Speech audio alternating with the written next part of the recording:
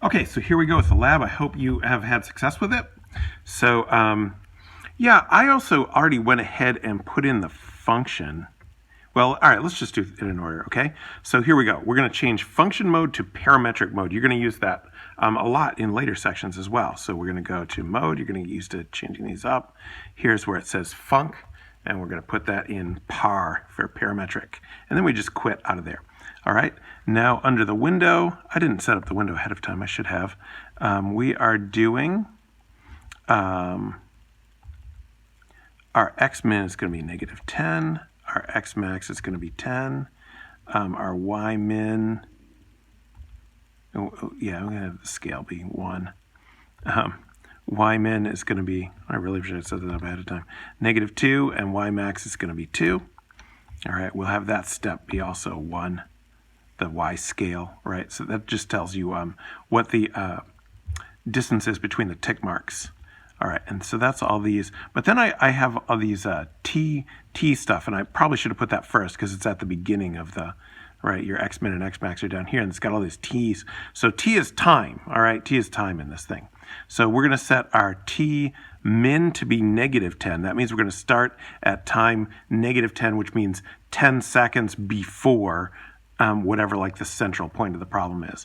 And our t max is going to be 10, so that's 10 after. And then our t step, so this is basically like a resolution. If you set the t step too large, it's going to be jumpy and choppy. And if you set the t step too small, it's going to take forever to draw the graph. Okay, so we did that. And then we do doing y equals, so I hit the y equals, and all right, poo.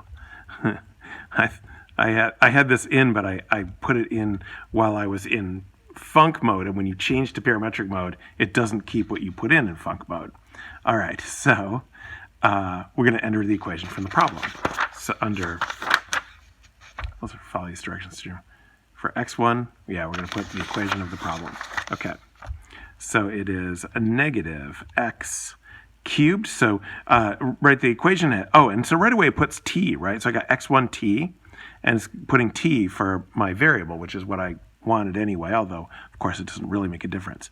And then plus 7t squared, and then minus, oops, that's not the correct minus, minus 14t, and then plus 8. Okay, so that's what my x1 is. So that's what the x-axis is going to be doing. Now for the y, all right, I'm going to have the y be constantly 1, right? So that's why it says y1t equals 1. So basically, you've x1, y1, x2, y2, x3, y3. So these are all different graphs that have an x that's following time and a y that's following time. We eventually will have the y doing something different, but for now I just put the y at 1. That's basically just to lift it off of the x-axis so that you can see what's happening. All right, so then what? We did that.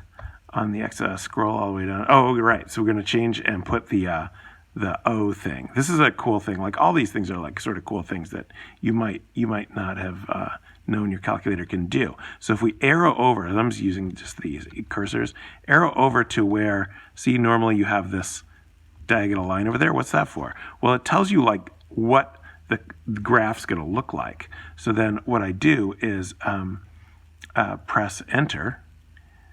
And as I'm pressing enter, it's changing. So now see how it's a bold line? So that means it will graph in bold. You can use this for lots of other things. Now this is what we want, is the O. This little O is going to be cool. All right? And then so we've got that, and that's fine. All right? Now we can just hit graph. So I'm going to hit graph, and nothing. Oh, what? Here comes the yo-yo. Oh, the yo-yo is going back, and then it's going back again. Whoa, what was that? I didn't know my calculator could do that. Whoa! That was my exclamation of surprise and appreciation. Okay, so now we've made this graph. Now, if I wanted to do that again, a weird thing about the TI is I have to change something about the graph. So the easiest thing is go back to the window and like change something about the window and then just put it back. So, I can change this to like 0.0.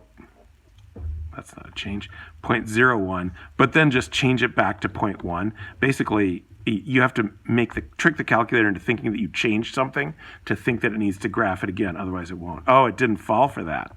I'm going to have to actually change something.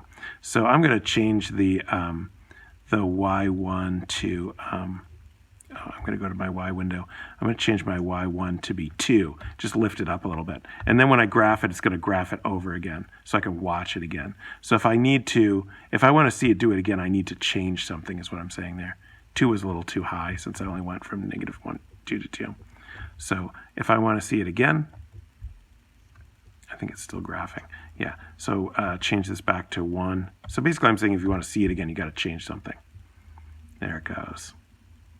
Okay, so now if I want to study this motion, what I need to do is go into trace mode.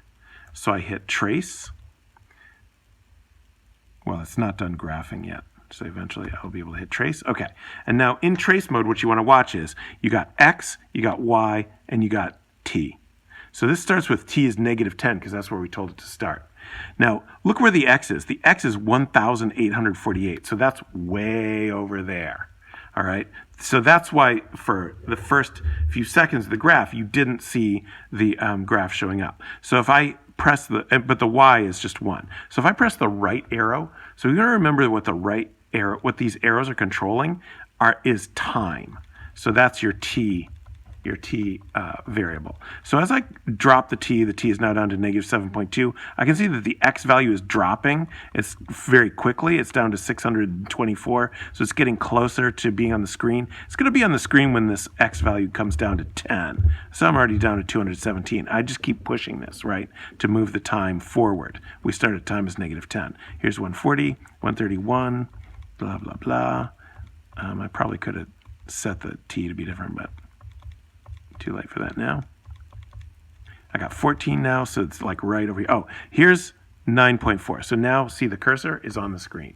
Now, as I advance the cursor, okay, we can see the object moving. This is time advancing. This is the object advancing. I can also go backward in time and send it back where it came from. Then time is going backward. Now I'm going forward in time.